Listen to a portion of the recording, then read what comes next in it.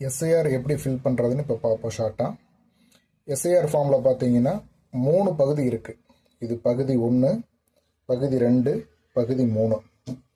பகுதி 1 வந்து எல்லாருமே ஃபில் பண்ணணும். நம்மளுடைய இப்போ வாக்காளர் அடையாள அட்டையில் இருக்கக்கூடிய தகவல்களும் அது இல்லாமல் ஆதார் எண், மொபைல் நம்பர் 2ம் கேட்டிருக்காங்க. பகுதி 2 யாரெல்லாம் ஃபில் பண்ணணும் அப்படின்னா 2002 வாக்குரிமை இருந்ததுன்னா அப்போ அந்த வாக்காளர் அடையாள அட்டையினுடைய தகவல்களை 2002 பிரகாரம் வெப்சைட்டில் பார்த்து இங்கே ஃபில் பண்ணணும்.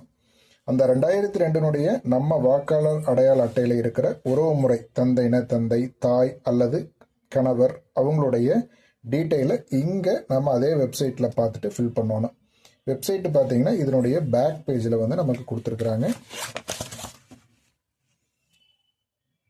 votersece.gov.inங்கிற வெப்சைட்டில் போய் பார்க்கணும். நன்றி.